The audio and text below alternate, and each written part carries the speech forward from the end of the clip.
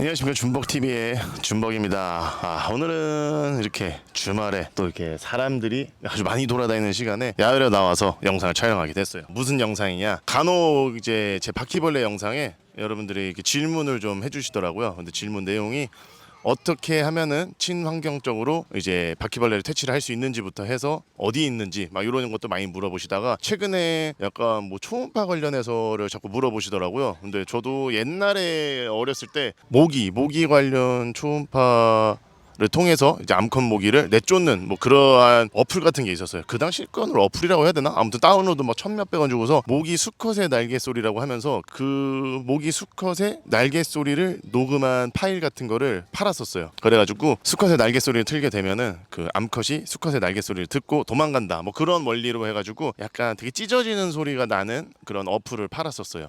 근데 현재도 지금 유튜브 같은 데 보면은 그러한 소리를 통해서 암컷 모기를 내쫓기 위해서 무슨 뭐 2시간짜리 뭐 모기 소리, 모기가 싫어하는 소리, 바퀴벌레 싫어하는 소리 뭐 이런 거를 유튜브에 업로드가 되더라고요. 그래가지고 저도 좀 궁금했어요. 이게 정말 효과가 있을까 해가지고 다른 분들이 좀 질문을 해주시기도 했고, 뭐 요즘에 뭐 중국에서나 뭐 다른 나라에서 뭐 그런 기계도 팔더라고요. 근데 하지만 실험을 그리고 저희 집에서 안 하게 된 이유 중에 하나가 유튜브 같은 데서 영상을 찾아보다가 그 쥐한테 하는 실험이랑 뭐 다른 동물한테 하는 실험이 있더라고요. 근데 그 실험 자체에서 봤을 때 쥐들이 좀 약간 예민한 동물들이기 때문에 그쪽에 반응을 많이 하는 것 같아요. 그래서 이쪽에 뭔가 초음파 발생기를 틀었더니 애들이 한쪽 사이드로 몰리는 그런 현상을 봤어요. 그러다 보니까는 이게 뭐 초음파 이런 게 뭐 우리한테는 안 들릴 수도 있지만 그 다른 동물한테는 들려서 얘네가 그걸로 스트레스를 받을 수 있겠구나라는 생각이 들어서 따로 제가 집에서 테스트를 할 수가 없겠더라고요. 왜냐면은 저희 집에 뭐 동물을 값어치로 얘기하면 좀 그렇지만 뭐 되게 비싼 개체들이 있어가지고 걔네가 아프면은 제 마음이 상당히 아파요.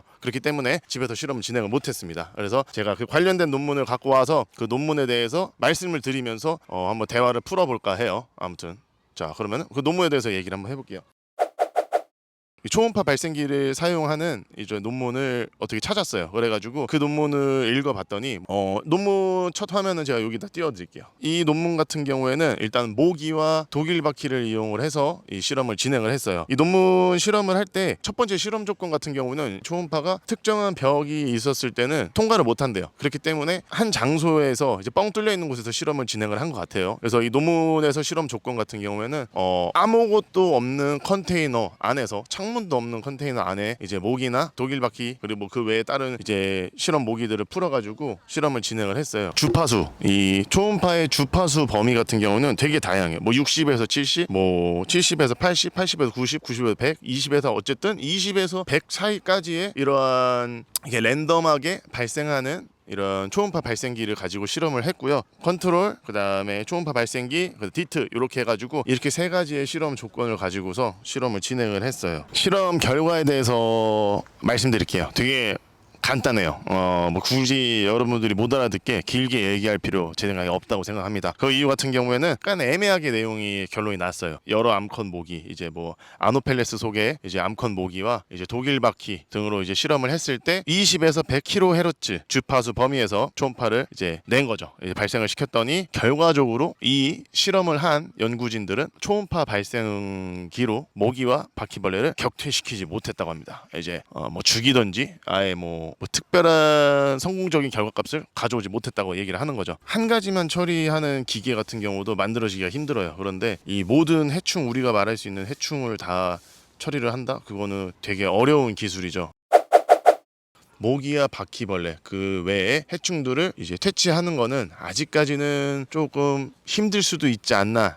일단 제 생각도 그래요. 이게 초음파를 통해서 방제가 되면은 가장 좋은 방법이죠. 왜냐면은 저희한테도 저희 이제 사람들한테도 피해가 없고, 그래서 주변 자연 환경 풀이나 이제 다른 곤충들한테도 피해가 안 가고 타겟 해충들만 해서 이제 박멸을 할 수 있다는 거는 상당히 좋은 방법인데, 이러한 방법이 빨리빨리 미래에 이제 발전을 해서 계속해서 연구가 돼야 될 항목이라고 지금 이 논문에서도 얘기를 하고 있고요. 제 생각에도 그렇게 생각을 합니다. 그렇기 때문에 지금 현재 나와 있는 뭐 해외에 나와 있는 다른 제품들 같은 경우에 계속 보완이 되겠죠. 그러다 보니까는 어떻게 보면은 이런 제품을 뭐 약간 저희가 사서 테스트를 해보면서 안 되는 점을 똑바로 얘기를 해주고 되는 점을 똑바로 얘기를 해줘서 발전을 시켜가야 이런 물품들이 나오는 것 같아요. 시중에 더 완벽한 제품들이 나올 수 있는 것 같아요. 그렇기 때문에 사용을 할지 말지에 대한 선택은 가장 중요한 건 여러분들의 몫입니다. 저 같은 경우는 솔직히 곤충이 집에서 나오면은 무섭지가 않아요. 그렇기 때문에 그냥 다 손으로 잡을 생각입니다. 지금도 여태까지 쭉 손으로 잡아왔고요. 계속 말하는 거지만 여러분들이 생태 특성을 알고 있다면은 그 곤충들을 찾아서 죽이시면 돼요. 그러면은 정말 방금 말한 것처럼 디트 뭐 이런 살충제 성분을 쓰지 않고 집에서 찾아서 죽이면 되니까. 그러니까 여러분들이 곤충과 조금 더 친해질 수 있다고 하면은 아마 이러한 해충을 처리하는 방법에 있어서 그게 가장 안전하지 않을까 아무튼 싶습니다.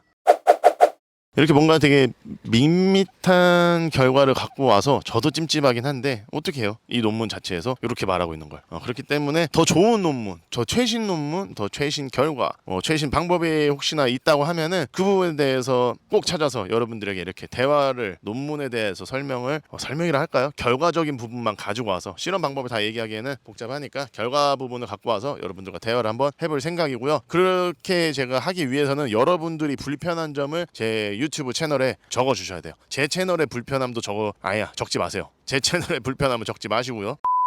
저는 곤충 때문에 불편한 삶을 겪어본 적이 없어요. 뭐 집에 파리가 지천에 깔려도, 집에 모기가 다글다글하고 바퀴벌레가 바글바글해도 저는 그냥 같이 살아요. 살다가 진짜 짜증나게 하면 그때 다 이제 어떻게 보면 다 처리를 하죠. 여러분들이 불편한 점과 제 불편한 점은 완전히 이 갭이 달라요. 그렇기 때문에 여러분들이 곤충에 의해서 불편하고 이 곤충이 궁금하고 하면은 많은 댓글과 뭔가 글을 남겨주세요. 최대한 반영을 해서 여러분들에게 좋은 결과를 갖고 올 수 있도록 노력해 보겠습니다. 그렇다면 이제 다음에 만나도록 하겠습니다. 지금 점점 사람들이 늘어나고 있어요. 그러니까는 저도 이만 가보도록 하겠습니다. 지금까지 준복TV의 준복이었고요. 다음 이 시간에 만나요. 바이바이.